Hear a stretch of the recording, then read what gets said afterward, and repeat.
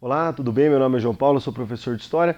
A aula de hoje é sobre a política do café com leite, a política dos governadores e o coronelismo, que foram as bases do início da República no Brasil.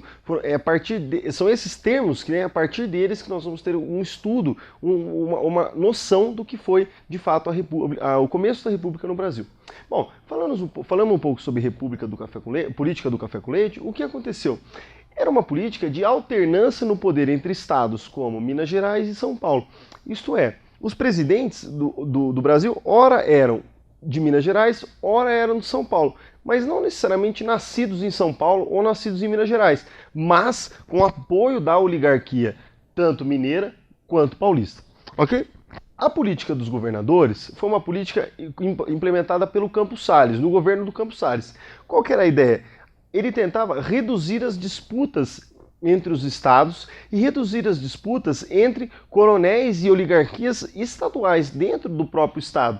Era um acordo que ia do estado com a União, aonde o presidente traziam benefícios para os governadores traziam benefícios para os coronéis, e os coronéis devolviam com votos para os governadores que aprovavam ou que trabalhavam em prol do presidente do Brasil, no caso, certo? Bom, outro ponto em questão é o coronelismo. Qual que é a função do coronelismo na época da República Oligárquica? Era o controle do eleitorado. Era por meio dos coronéis, daquele curral eleitoral e do voto de cabresto, que a política dos governadores ela começava a entrar em prática. Então, o eleitorado votava num candidato que o coronel mandava, certo? Esse candidato ganhava e aí ele apoiava o presidente. Essa é a ordem que nós temos que entender, tá? A ideia, ele mantinha o poder local e, numa pirâmidezinha básica, o coronelismo é a base da pirâmide, que consequentemente é a base do governo, onde você tem presidente, governadores e no final, na base, você tem os coronéis, certo?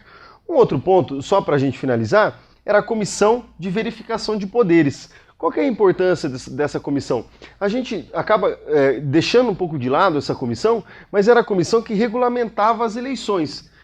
O que isso significa? Se você tem uma eleição completamente controlada pelo coronelismo, que mandava no eleitorado, você tem uma política dos governadores que visava reduzir as tensões e trabalhar do presidente para o governador, do governador para o coronel, quem controlava a Comissão de Verificação de Poderes tinha um certo poder. E o fato dela regulamentar as eleições faziam com que as fraudes eleitorais ficassem diluídas. Ninguém percebesse que essa política que regia essa política que era sustentado pelo coronelismo.